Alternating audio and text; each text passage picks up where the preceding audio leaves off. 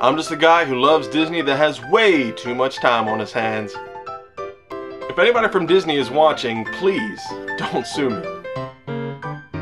I'm here to rate, review, and describe all of your favorite things from the magical world of Disney.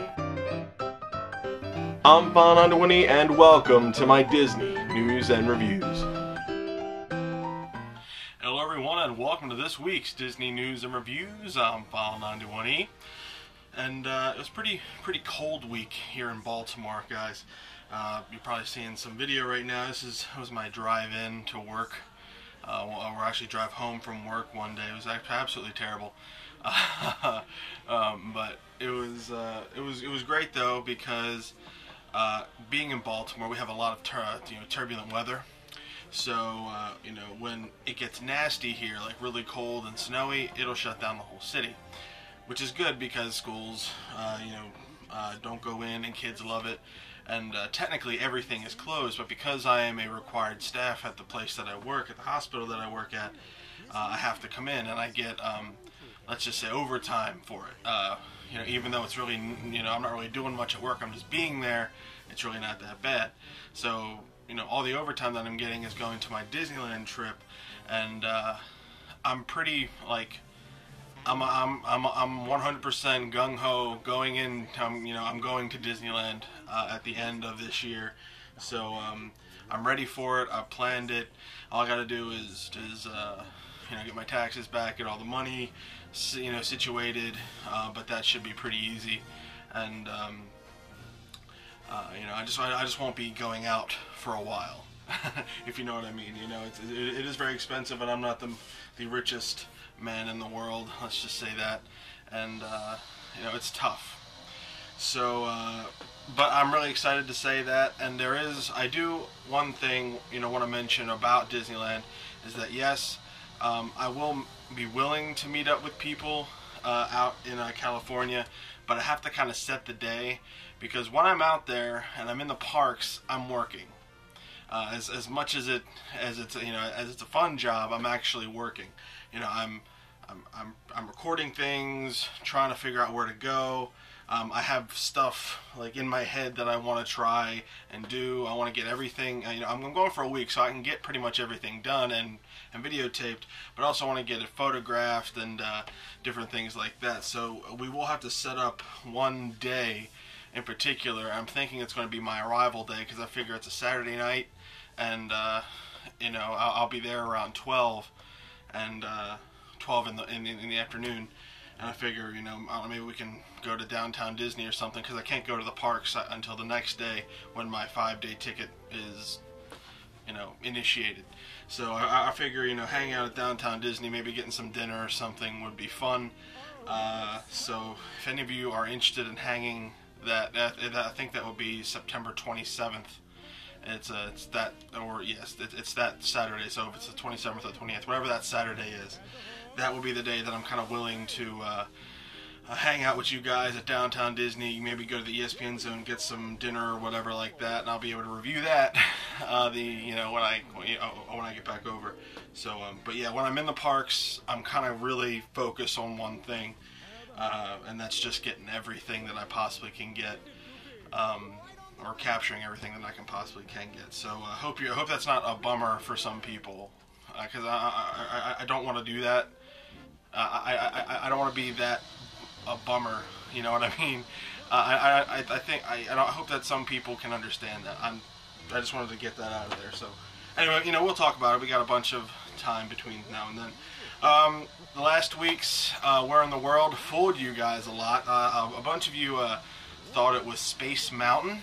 It wasn't. It was actually the Tomorrowland Transit Authority. When you go in towards Space Mountain, there's a lot of cool indoor stuff with that. So I thought it was kind of funny that you guys, at first you guys said it was too easy, and now I gave you a tough one and you were stumped. So very good stuff there. But yes, it was the Tomorrowland Transit Authority.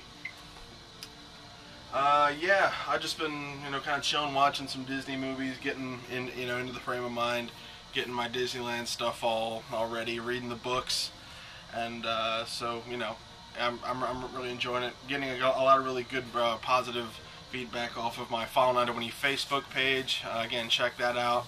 If you're a fan of the show, you want to in your own Facebook, check out the File91e Facebook page. If you have any questions or just want to talk to me, that's the best place to meet me, because the new YouTube comment system is pretty tough to figure out. But I get notifications on my phone whenever anybody mentions something on the File91e Facebook page, and I can talk to you guys. So very, very cool stuff there. Yeah, I think that's it. I haven't had a chance to play Disney Infinity this past week, so I'll be getting some Disney Infinity stuff in this next week, so be on the lookout for that. So very cool stuff there. Let's get right to the news. Okay, not a ton of news this week, guys. The full lineup for the 2014 Flower Power Concert Series at Epcot's International Flower and Garden Festival has been released. Acts like the Village People, Herman's Hermits, starring Peter No One, or Noon, whatever, or None, whatever, and Chubby Checker and the Wildcats will be there, among many others. Showtimes are Friday and Saturday and Sunday at 5:30 p.m., 6:45 p.m., and 8 p.m. The Flower Power Concert Series is included with the Epcot admission, obviously. Performers are subject to change, as always. For the full lineup, follow the link below. There's a bunch more, acts going on there, so if you want to see what they are, check it out. Follow the link below. Team Mickey's Athletic Club at Downtown Disney Marketplace is now closed to begin the conversion into the new Marketplace Co-op concept store. When it opens in 2014, the new Marketplace Co-op will feature 6 unique stores, all with their own flair and style. Now, I mentioned this a couple months ago. What they plan on doing is there's going to be, it's almost like a bazaar sort of thing. There's going to be like 6 different stores in this area, all with their own kind of, idea. Like you got D-Tech, which is all about, technology and stuff like that, and, it has that Disney flair to it. You got Cherry Tree Lane, which is for the sophisticated lady. And then you got, this place called the Trophy Room, which is all about sports. And they have, 3 other ones in there that's going to be shoved in there as well. And they're each going to sell their own different flavor of stuff. So it should be pretty neat. It's the first time Disney has ever done anything like this. So it should be pretty cool. I definitely want to go down and check it out. So if you do see it, check it out. You might actually be surprised. So pretty cool stuff there. And then some rehab and refurbishment news. The Indiana Jones Epic Stunt Spectacular will be unavailable for guests due to the Dance Championships taking place on February 1st. The stunt show will be back open again on February 2nd. So they do this every year. It's an every year thing, and around this time for the Dance Championships. And finally, the Monsters University meet and greet at Disney's Hollywood Studios will be closing for refurbishment from January 29th to February 8th, reopening to guests on February 9th. The refurbishment will restore the meet and greet back to Monsters, Inc. following the limited time magic update for Monsters University. It's actually kind of funny. I just finally, this past weekend, watched Monsters University. I got this for Christmas, and I just decided to watch it finally. And sure, I really enjoyed it. I thought it was actually a pretty good movie. I like the original, a little bit better. But this one was really fun. Had some great, one-liners in it, and the story was good. It portrayed a good message. So I really enjoyed that. So yeah, that's the news for this week. Let's get right to the reviews. Well, I guess I shouldn't say reviews because we're not reviewing anything today. It's the last weekend of the month, and as always, I didn't do it last month because it was Christmas, but as always, the last week of every month is going to have a top 10. So this is one that's been a lot of people have been bugging me about this. It's the top 10 Walt Disney World ride queues. Now, what is a queue? A queue is a line getting into something. It's the proper version of the word line, pretty much. It's kind of British. I first heard about it when playing Roller Coaster Tycoon. I was like, well, what is a queue? A queue is another term for the word line. But it sounds more, more sophisticated and more amusement park-like. Like for instance, when you go to the DMV, that is a line to me. When you're waiting for Expedition Everest, that's a queue. It's an upgraded line, I guess you could say. That is my take on that, and I don't care what anybody thinks about it. So when I talk about queues and different things like that, it's just the line. Now there is a difference. I want to just preface, this top 10. There is a difference between a queue and a pre-show. For instance, going into the Hall of Presidents, to me, that is a pre-show. Even though you're waiting for the show, it's not a line. You're not really in a line. You're just waiting for the show to let out so you can be ushered right in. There's not a maze of lines that you have to go through that Disney has to, enhance in order to make, my list. So, same thing, with the American Adventure, where you're just waiting to, to be ushered in. That is a pre-show. The Enchanted Tiki Room's another one. When you're waiting for the actual show to end, you're listening to the Barker Bird. You're not really in a queue. It doesn't really, evoke a whole lot of emotion. It's nice, don't get me wrong. I might do a top 10 on different pre-shows and whatnot in Walt Disney World. But to me, there are differences in pre-shows and ride queues. So you might not hear your favorite ride pre-show on here because, well, I thought that I thought that was a line. No, there's a difference. There's a difference between a pre-show and a ride queue. Same thing with the Muppet Vision 3D. You go through a line to get to the pre-show. That is the holding area while you wait for the the show that's going on to to finish. There's a difference, and that's that's only for me. That's what I believe is to be a difference in a queue versus a pre-show. So I hope you guys understand that and understood that. With that being said, let me give you. I actually have 15 here, but I'm only going to give you the top 10. I'm going to give you the top 5 honorable mentions. The first one being Test Track 2.0. I haven't actually been there to experience it yet. I'm sure once I go that this ride queue will actually jump up into the top 10 just based on reviewing it a couple weeks ago. I really am looking forward to it just because it looks really awesome, but I haven't been there to actually experience it and be able to listen to everything. So I can't put that in the top 10. Number 14 is Big Thunder Mountain. They're currently refurbishing it to make this, the ride queue a lot more interesting.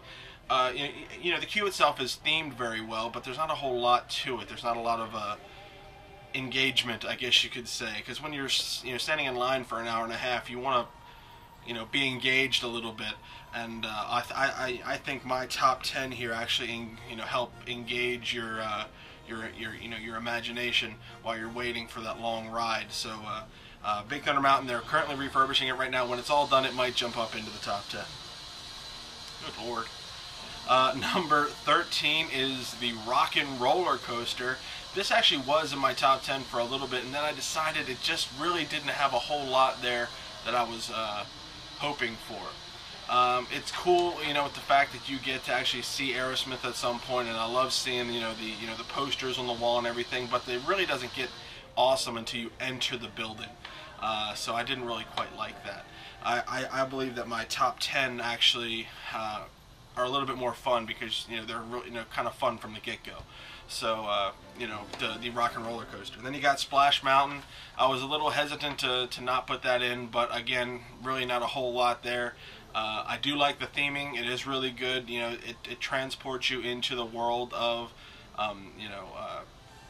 Brer Rabbit and Brer Fox and all that stuff, because you go from being outside and into the farm to going underneath and shrinking down and being you're supposed to be one with the rabbit, rabbit size and things like that. So I think that's pretty cool. But really isn't a lot of interactivity and things like that. And to be honest, I just, that's why it just kind of is narrowly edged out.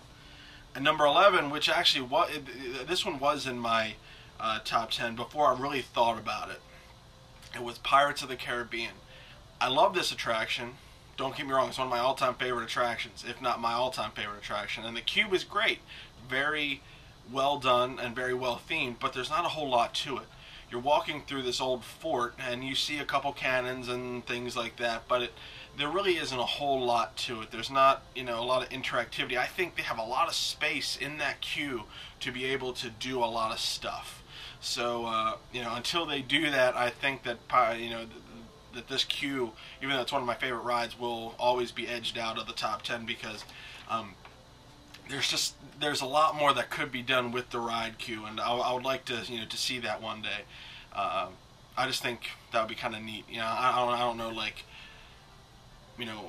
interactive windows or things like that. When you look out a window and you see, like, I don't know, stuff happening, like interactive games and things like that. I think they could really, the Pirates of the Caribbean wait could benefit from that, but who knows. But now, on to the top 10. My number 10 ride queue is Dinosaur at Disney's Animal Kingdom. Now, I really did enjoy this ride queue, always from the get-go. As soon as I stepped on it for the first time, I was like, okay, this is kind of neat. When you enter into the dinosaur realm, you see the big, Sue skeleton, and then once you actually get into the ride queue, it's really cool because the outside looks really, really formal, like you're going into a science center, that sort of thing. And that's exactly what they want you to think.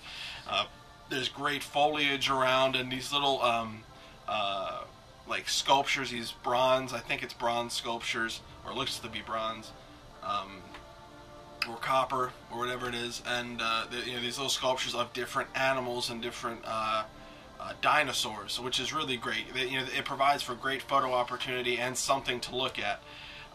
So while you're waiting in the line, you can actually snap a photo, this, that, and the other. There's a great giant Tyrannosaurus Rex head, which you can take a photo with, and once you actually get into the building itself, that's when you get some awesome dioramas and some some skeletons and things like that. So you're really, really looking forward to to actually getting on the ride. Now, once you get into the main hall waiting area, you get little snippets of information provided by Bill Nye the Science Guy. So I thought that was really cool. Plus you get this awesome T-Rex or some Allosaurus whatever skeleton that's right there. And once you go into the pre-show and you go into the second wave of lines, that's when it actually gets, you're really gearing yourself into this dinosaur world, and you're going to be transported back, and it just was really neat. So I really, really, really enjoyed, just that line and the prep that got me into the story of the actual ride. So very good stuff. Dinosaur, number 10. Number 9 is the Great Movie Ride. This is one of my all-time favorites. The reason why this isn't up higher is because there really isn't much interactivity with it. But there's a lot of really cool photo ops, a lot of stuff to see when you're waiting for this ride. You're going through this lobby area. It's designed, kind of like the Grumman's Chinese Theater over in California. And as soon as you walk in, it's this awesome. It kind of is like a old school 1930s movie theater. And you got the red carpet on the on the floor. It looks really nice. And there's a lot of different movie props that they also have right in there, which is excellent. It gives you stuff to see, like, you got a dress and Mary Poppins' horse, so that was really cool. And then you're ushered into this, the actual theater room, where you see all these different, 90-second trailers for all the different movies that you're going to be going through in the Great Movie Ride. I really, really enjoyed that, because Indiana Jones is on there, so I really, had to have a great affinity for that, and, I just really, really enjoyed it. It keeps you entertained, and the wait is never usually that bad, but even if it is, it gives you something to look at, something to talk about. And as you go into the actual ride area, the theming is great, and they always move a lot of really good. They move a lot of people over time, so that's very, very good there. So, the Great Movie Ride, number 9. Number 8 is the Seas with Nemo and Friends. This is one of the relatively new queues that they had just built. This attraction took the place of the Living Seas, And the reason why I like this one so much is because as soon as you enter the actual inside area, and you're not in the outside area so much, the theming of getting you underneath the sea and getting you into the story is awesome. You start out, you're on the beach, and there's all kinds of little, got a lifeguard chair. You're walking on boards, kind of like the boardwalk. There's simulated sand and sand castles and things like that. Then you're ushered into the second area, which is just underneath the ocean, like you're on the shoal. So you on top. On the ceiling is projected like waves and things like that. There's also a boat just chilling there, with anchors and things like that. So it's you're just underneath the ocean. And as you go into this third area, it's when you're farther underneath the ocean, and you see all kinds of other different things, like the fish. There's fish projected on the wall that are doing like the charades, which is cool. It gives kids something to look at and appreciate while they're waiting in line, so that they're not crying the whole time because they're waiting. They've been waiting so long. I really enjoyed it. And just the transformation of going from on land to just into the shallows, and then finally into the deep was excellent. And I totally really enjoyed that. So excellent stuff to Seas with Nemo and Friends. Number 8. Number 7 is Mission Space. I really enjoyed this one. Disney does a really good job, especially with the space theme stuff. They really do a lot when it comes to this. And I think it really pays off because it helps people appreciate the ride even more. Walking into Mission Space, you see this just giant testing area where you see all these different things, like, because that's what Mission Space is. You're training to go to Mars, and then eventually you get to go to Mars. So you're in this training room, and you see all these different things, and then you go a little bit farther, and you see this mission control, and they actually have people walking in and actually doing something. These actors actually doing something. The computer is always doing something, so that's really great. And then you're ushered into this one thing where Gary Sinise and these other people tell you what you're going to be getting yourself into, and then you're finally into the actual wait itself. I really enjoyed Mission Space, the queue, because it got the story over. It made me feel like I was actually going to be an astronaut. So that was really cool. And there was also kind of little like intellectual tidbits and whatnot, especially when you're outside. They have these different things on the wall that you can appreciate, and the color and theming of it is outstanding. They did a great job with the decorations, all the little knickknacks and things like that. It's the little details that really make Disney World different and always one step above everybody else because of the little details that they put in. They don't just throw, like a skull and crossbones into Pirates of the Caribbean. No, they go in depth with it. With the rides and things like that. That's why Disney, to me, will always be head and shoulders above everybody else. Number 6 is Toy Story Mania. Now, I wanted to put this in the top 5, but my top 5 really kind of, for me, are the most enjoyable experiences that I had while waiting for an attraction in Disney World. But this one was definitely really fun. The first time I got on Toy Story Mania, Disney employees do a technique for having people wait, as what they call it stacking, which is basically, how inside the queue areas there is a lot of zigzags, and then you'll see sometimes that a section of those zigzags is closed. That's when people are doing a thing called stacking. While the wait itself looks to be pretty daunting because people are waiting outside, it really isn't that bad because what they do, what the employees do, is they'll section off these areas, and the line will actually wind up, is actually, much shorter than it, than it looks. But to people walking and passing through, they think, oh my God, if the line is outside, is outside the actual attraction, then it must be an hour and a half wait, when in reality it's only like a 30 to 40 minute wait, which is excellent. If you have Toy Story Mania and you see the wait time is 40 minutes, hop in the line right there, because you're cruising. It's going to be an easy wait, especially with a queue that's awesome like this. As soon as you enter this room, you see that you have been shrunk down technically into the size of a toy. You see like this, you know, the wall. You see the molding on the bottom of the wall. You see what is it, a nightlight, and then you cruise inside and you see you're in this almost like toy chest area. You're in Andy's room, and there's all these toys that are now immensely huge because you technically are smaller, and it's great because you see things like one of those little like those binoculars with the things.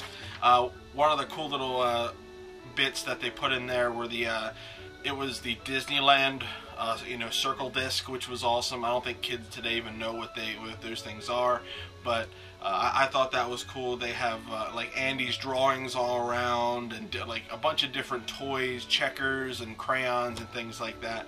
But the cool thing about this one is that they actually have Mr. Potato Head talking to you. His eyes move around, and it seems like every time I went to take a picture, he looked right at me, and I think that's what they had set up so that like when you were trying to take a picture of him, he would actually look at you, which I think is excellent. He pulls his ear out, he moves all around. The animatronic is absolutely outstanding. It was so great.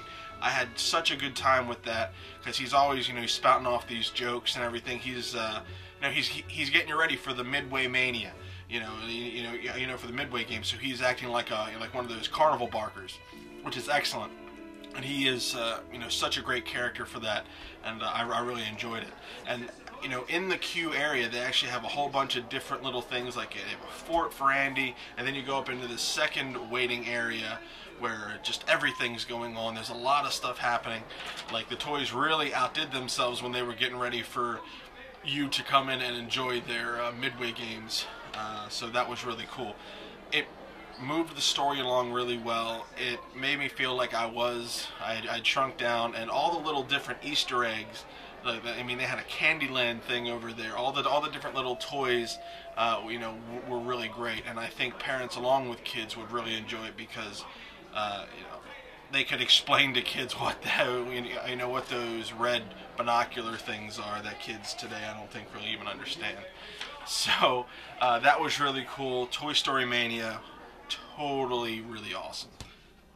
Now we're getting into the top 5, guys. Number 5 is Expedition Everest. The reason why this isn't higher is because there's not a whole lot of interactivity with it. Even though my number 1, there's not a whole lot of interactivity with it. I just think it said it, but I'll talk about that better in a minute. The theming with Expedition Everest and the feelings that you get really set up this great roller coaster. Walking in, you're entering in this like Nepal village that really pray to this monster. There's sculptures of this monster. There's little like prayer sculptures to this monster. There's little factoids and tidbits, and even when there's not, there's a lot of little bit of decoration that make you think you're in this. You're still in this Nepal village. I really enjoyed it. When you first go in, are you going to this little this hut or whatever it is. I think it's like a travel hut. So you had just arrived in Nepal, and then you go through. You're waiting a little bit more, and you see these little statues and whatnot. And then finally you get to this one area where it's almost like a museum to the Yeti. This Yeti that is guarding the mountain, and you're going to, like this is like all the proof that they have that this Yeti exists. I mean, they have footprints, they have scientist quotes, they have skull, like demonstrations and things like that.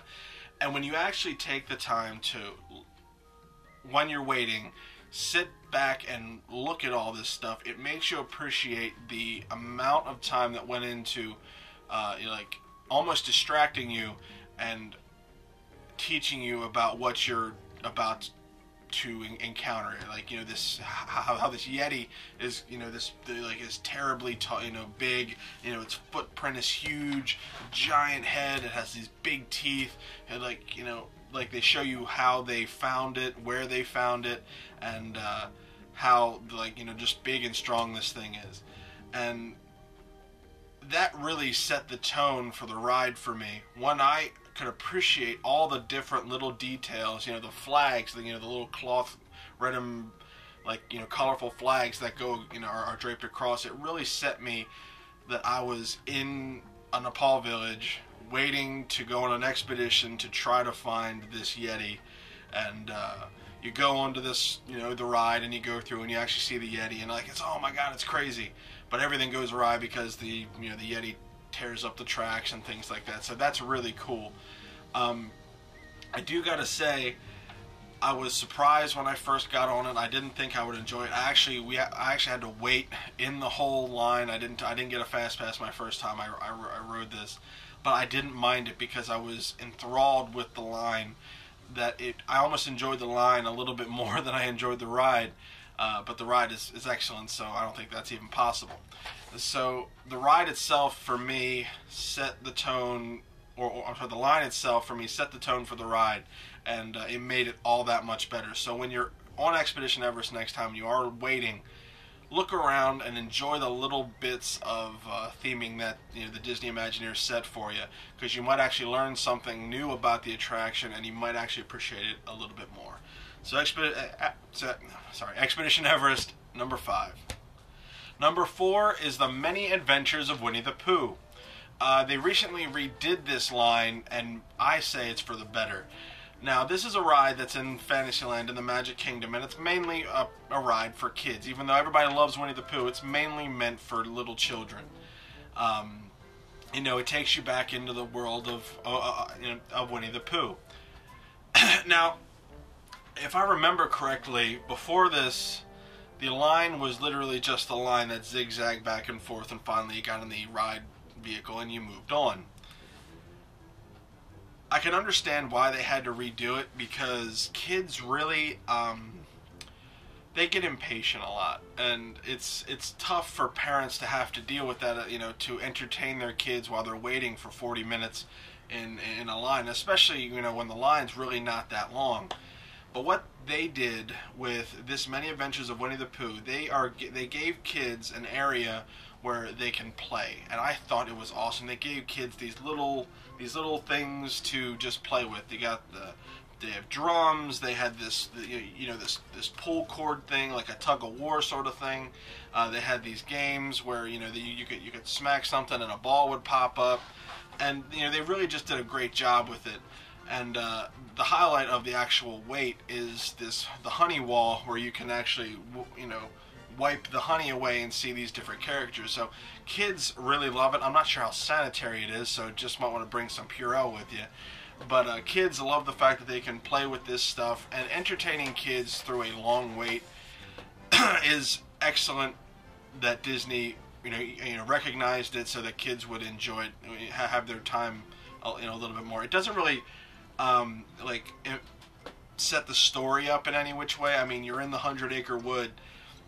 I just appreciated the fact so much that that Disney would put this interactive stuff in there for kids to enjoy and adults to enjoy. You know, that I wanted to make it, you know, one of my top 5. I enjoyed it so much. You know, like every time I go down there now, I have to play with the stuff. I really enjoy it. I like to see the kids smile. That's always great. You know, the kids are having a good time. The parents are having a good time because the kids are having a good time. So, you know, it was a home run all around. And and the amount of stuff that they put in was excellent. So, The Many Adventures of Winnie the Pooh, number 4. Number 3 is The Haunted Mansion. Now, again, they recently redid this ride queue, and overall, it was never the worst ride queue ever, because it set up the mood very well. You know, with the old school hearse and the graveyards and things like that. I thought that was great. But recently, as of a couple of years, Disney updated this awesome thing. Like, you could go in one of two ride queues. You can go to the right, which is basically just a normal ride queue. It technically gets you there a little quicker. Or you could go through the graveyard, which is an interactive graveyard. And to me, that's one of the all-time best. I went and first got introduced,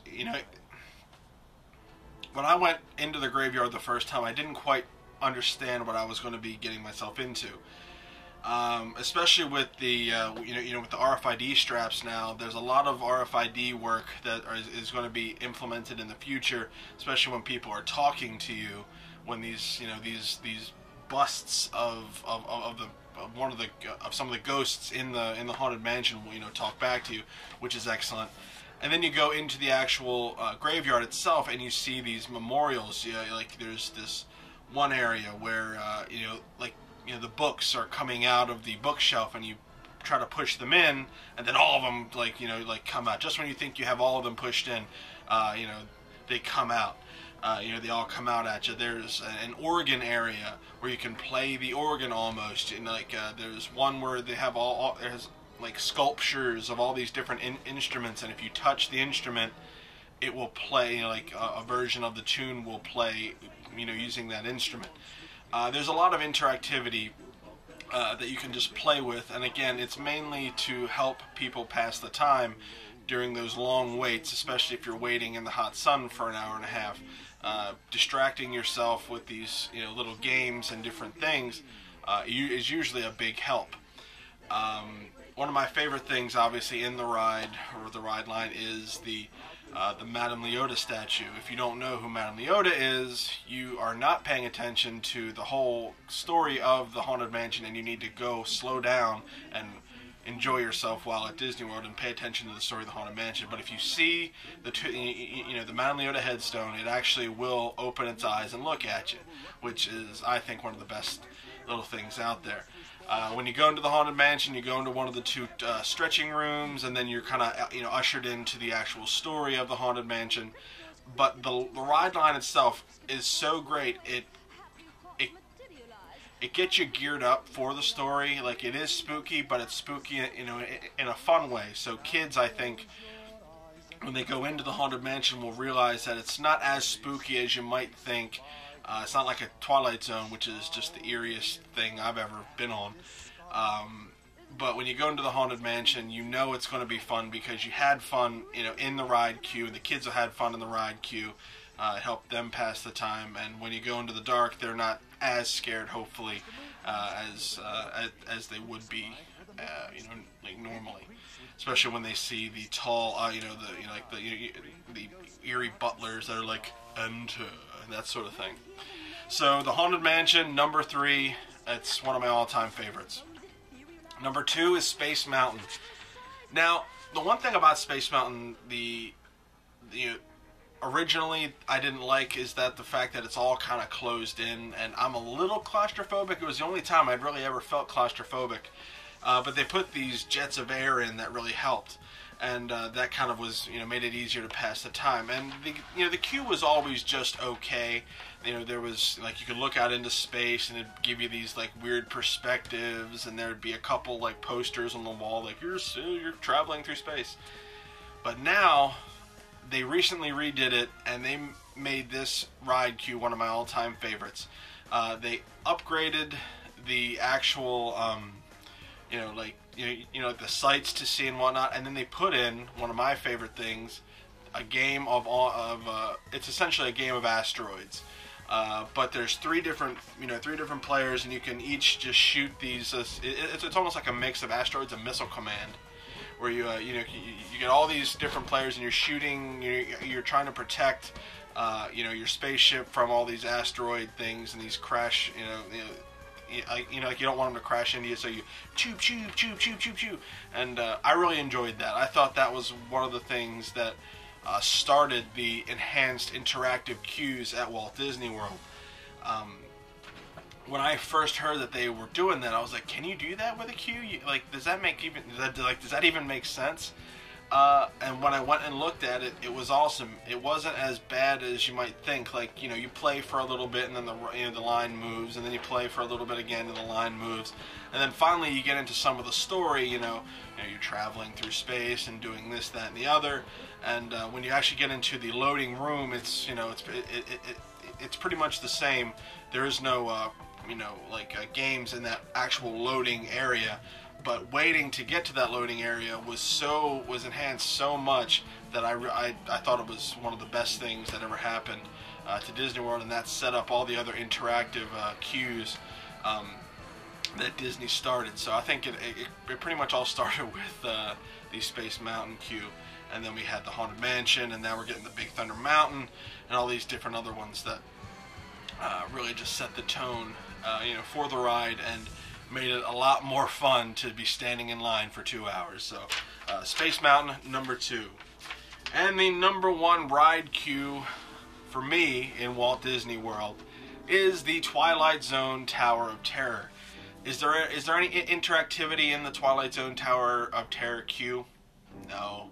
Is there a lot of stuff that's thrown at you plot-wise to make you understand what the story is? No. But when you walk into the Twilight Zone Tower of Terror, when you walk in through those gates and you're walking into that hotel, you cannot tell me that you don't feel a little creeped out. All the different stuff that Disney did to make that ride line creep you out before you even got onto the ride was enough for me to make it number 1. It's definitely one of the creepiest lines that I've ever been a part of. And when I start telling you some facts about it, you might actually appreciate it a little bit more. Next time you go into the Twilight Zone Tower of Terror line, I want you to appreciate all the different little things that make this ride line pretty cool. Like the fact that there's neglect in the you know, like the foliage and stuff like that, the foliage. Like the walls are cracking. There's a lot of stuff that hasn't been cleaned. You know, like the pool is like overrun with moss and things like that. You know, the whole story of the Twilight Zone Tower of Terror is that in one instant everybody vanished from this hotel, and now you're going in and nothing works in this hotel aside from this one, you know, these service elevators, and then you go up and, you know, go up and down, up and down, up and down, and then you enter the Twilight Zone, that sort of thing. But the way that Disney set up everything, it made it look like it just, everything happened in an instant. And as you're walking through the outside, it doesn't really affect you that much. There's some music happening and you're just kind of not listening to it. It's this weird old, like 40s sounding music, like, you know, like the 40s elevator music, but it's played in such a way that it's a little off. Like, and that's what they want. They want you to kind of feel a little off. And a lot of people don't even take the time to notice it because they're talking to their friends or whatnot. But when you go up and just look, and you're looking around, you're like, what is going on? This is absolutely insane. You go into the hotel lobby, and then everything changes. Because it's like, oh my God, there's spider webs everywhere. There's a chess set that is literally, looks like they were in the middle of a game, and then boom, they were, you know, they have been deleted. Like Disney actually took the time to have two people play a game of chess, and then you know, at a set time they both got up and left, and that was it. The way the luggage is sprawled across the floor, they actually had a guy hold all this luggage and then drop it as if he disappeared. So everything is correct, as if something had just happened to these people and they disappeared and were never ever seen again. Even when you even look closer at things, like there's a bulletin board with these letters missing, and if you even look over closer into the bulletin board on the ground where the tiles are, there's missing tiles. There's a message there. I think it says like leave now or something like that, or danger, something like that. And, it makes you just appreciate all the little details that went into making this ride the creepiest it possibly can be. It's not like the Haunted Mansion where there's stuff's blowing out at you and there's it just has this aura of creepy, and it makes you feel like you're entering this hotel, and for a second you're like, I really don't want to be here right now. This is a little too creepy for me. I'm not quite sure if I'm ready for this. And then you are ushered into the room where, you know, Rod Serling tells you about the Twilight Zone and how all the, you know, the backstory of this place. And then you go into the boiler room, and the boiler room again is just excellent theming. They make it seem like, you know, like stuff's working and it shouldn't be. Like, you know, they make it seem like it's about to explode or blow up, but then again, that's all paint and smoke and mirrors. It's all smoke and mirrors. But the fact that they took the time to set all those little details up, to set up the ride and make you feel a little creeped out even before you even get on the ride, and then once you get on the ride you're creeped out even more, and then finally you drop and plunge and up and down and up and down, and then you're left going, that was one of the best experiences I've ever been at Disney World. Some people just like it because of the ride. I like it because of the entire theming, setting up, you know, the story, all the different theming that goes into, you know, setting up the feeling of the ride, you know, of the place that you're into. You're really creeped out. You know, it's a little chilly in there, and you're just like, oh, what is this? It's nasty. You know, it even feels kind of like, ugh, you know, like you need a bath after, you know, walking through the Twilight Zone Tower of Terror. And then when you finally get off, you're just like, oh my God, what did I just experience? And that's why the Twilight Zone Tower of Terror is one of the best all-time rides in Disney World, just because of the theming. There have been so many rides, you know, in the past where they take you up and they drop you down, take you up and drop you down. But there's only one Twilight Zone Tower of Terror, especially not necessarily the one in Disneyland. I haven't been to the one in Disneyland, and then the one in Disneyland, they have a lot to live up to when you know, when I go over there. Because the Twilight Zone Tower of Terror in Walt Disney World and Disney's Hollywood Studios is easily one of the best themed rides and themed queues that I've ever been on. You know, I've ever been on. So it's the perfect, like, you know, it is the perfect explanation of what a ride queue can do for a ride. It can enhance it tenfold, and it's so awesome. So the Twilight Zone Tower of Terror is my #1 ride queue ever. When you go down there again, check it out and look at all the different little things, you know, like the dead flowers and the peeling walls, and read the, you know, the bulletin boards and things like that, because you might notice something that you never thought you would. And even all the stuff that they don't show you behind, like, you know, the desk where you know, check in and everything, and into the hotel. There's books and everything that, you know, it's stuff that you won't ever see, but it's there in case you do see it, and your suspension of disbelief isn't completely messed up. So the Twilight Zone Tower of Terror, my #1 ride queue. Check it out.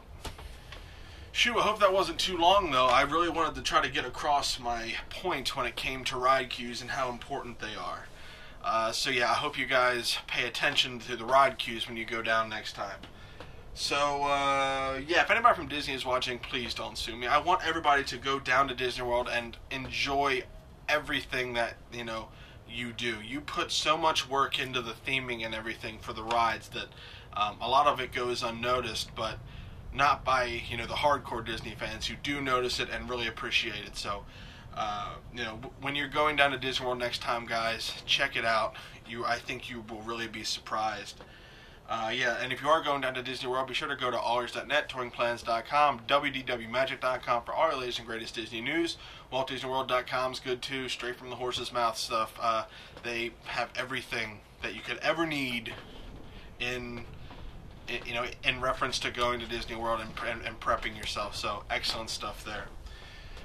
So last week it was the Tomorrowland Transit Authority. So you know, next week is a whole new month, and I think I'm ready to review stuff with that. So yeah, I'm getting ready for my merchandise month. So yeah, I'll see you guys next week for another Disney news and reviews. So guys, where in the world am I this week? Bye guys.